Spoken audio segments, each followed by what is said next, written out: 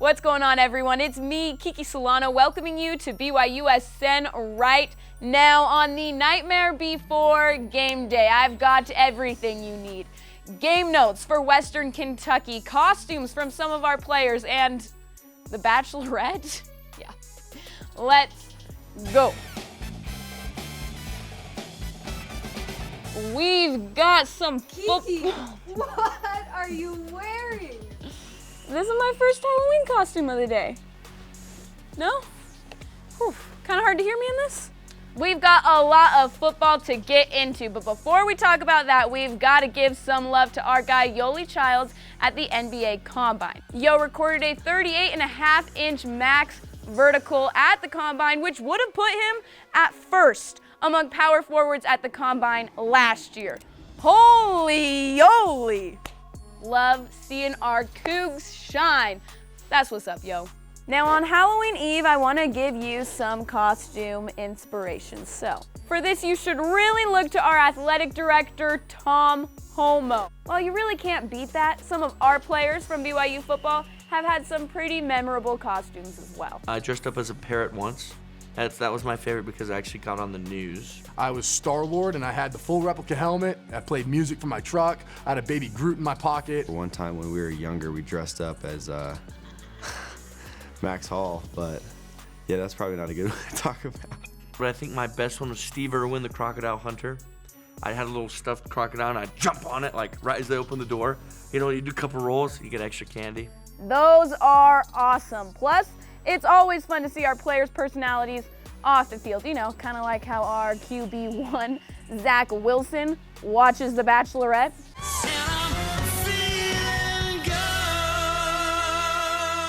While Zach Wilson watching The Bachelorette is big news, I think we've got some even bigger news, like maybe his NFL draft projections. Yahoo Sports has him as the 6th pick by the Minnesota Vikings, and CBS Sports projects him going 19th to the Chicago Bears, both of which would have him as the 4th overall QB taken.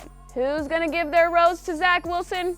Let's not get too far ahead of ourselves. We still have a Halloween game tomorrow to prep for. Let's bring in running back Sione Finau to help with this. All right, Sione, with Halloween so close, we're gonna play a game of trick or treat. Playing a game on Halloween night, trick or treat?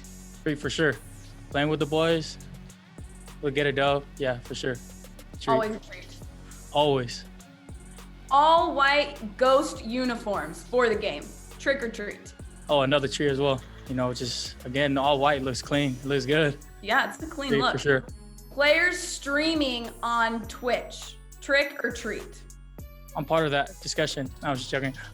Treat as well. You know, all the boys after practice, we always play games. They're like, hey, we should need to, make a Twitch account. I'm like, yeah, I'm cool with this. So, still in the discussion. Are you in on it? I'm not good, but yeah, I'm like last place, but I'm just there for the last and the memories. So still a treat. A lot of treats from you. Love it, love it. That's how we like it for Halloween. All right, guys, Coach Kiki here. Let's get into some game notes. This is the first ever matchup between BYU and Western Kentucky. There's quarterback Tyrell Pigrom. He's the only quarterback in the country to throw for 7 or more touchdown passes without an interception. Okay, keep that in mind, guys. He's also thrown 113 passes in 2020, no picks. Then there's senior safety Devon Key. Listen to what he did last week, okay? He hit his 10th career double-digit tackle game, putting him at 304 career tackles. That's a lot, y'all. That ranks him 4th among active FBS defenders. So I know what you're thinking, listening to all these stats.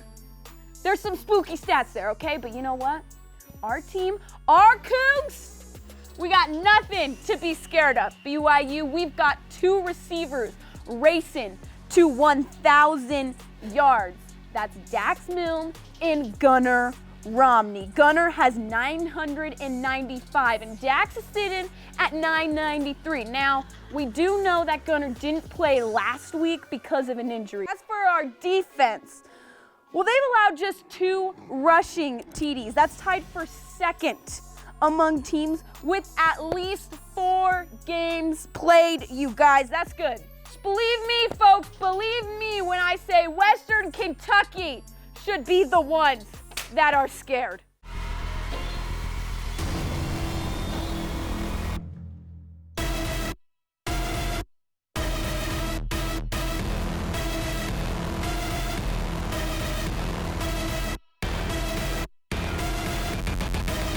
Tomorrow, 8:15, Lavelle Edwards Stadium. Yeah, I'll see you guys there. Go Cougs.